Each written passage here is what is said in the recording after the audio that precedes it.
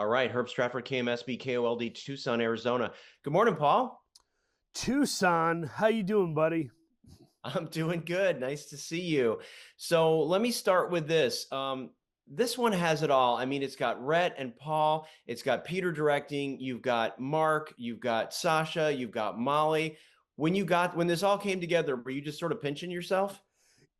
Yeah, it wasn't much of a conversation for me. I just was ready to go the second I saw the auspices, as you forementioned there, and yeah, I'm a fan of comedy. I grew up on comedy. It was my first love from the cinema, and uh, and this feels like a good addition to that library, to that to that world where you watch a movie just to laugh and have fun and forget about real life for 2 hours.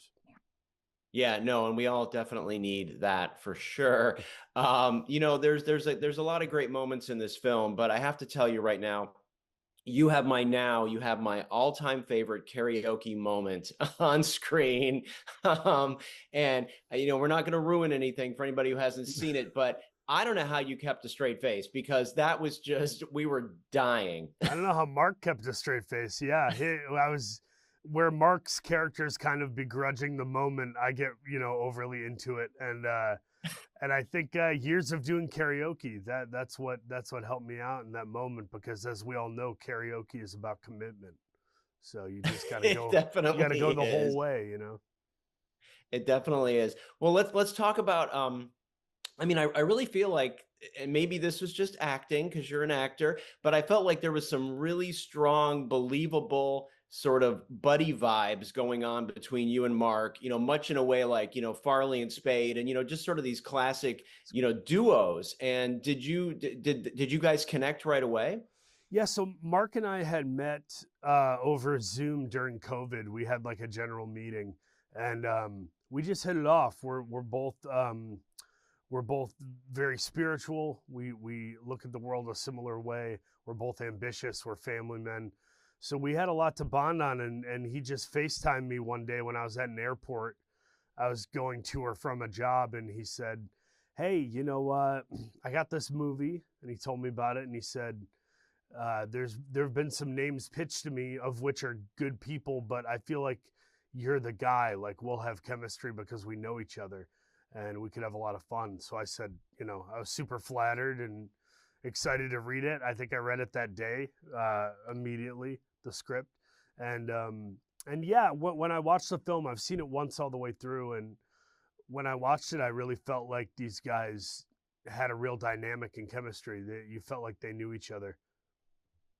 Yeah, it felt like, that you guys came out of the obviously you're coming out of the same workplace in this film. So it felt like, there was a history there. It wasn't like you had just met. So I think that really maybe knowing folks ahead of time, you'll take a call from anybody, right? Yeah, man, I'm open. Whether it's a kid straight out of film school or Steven Soderbergh, I just want to tell good stories, and this was one I knew I could pair with something dramatic that I do, and kind of balance the scales. So let's talk about, honestly, who knew Benjamin Bratt could be so funny? Thank I you, mean, dude. I'm telling you, after I watched the movie, I'm like, Benjamin Bratt kind of stole this whole thing unknowingly. I don't know that was what he was trying to do. He was a very giving actor, but I thought he was hysterical, and he really showed up and talk about commitment. He, like the karaoke, Benjamin Bratt well, commits in this movie, and I think a lot of women or gay men will be very happy that he committed. Yeah. this is very true. So I have to ask you too. Did you base your character a little bit on anybody that you knew? I mean, did some of those, character traits, or was it all sort of created out of the script? Yeah, it was more so from the page. I think I'm a lot more hip and less uptight than the character I play in the film, but I think there are a lot of moments of professional endangerment or literal danger in the movie. So I think you just try to go off of how would you actually react in that type of situation, whether it's a crocodile, whether it's a karaoke thing, whether it's a gun. It's like you just got to kind of own the moment, and it's probably much harder for folks who do green screen movies, these Marvel films or Transformers, that's an even more difficult type of acting because you really got to use your imagination rather than have the thing right in front of you like we do.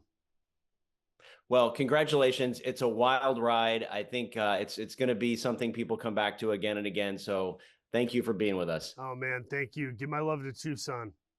I will, man. Nice to meet you. Nice to meet you.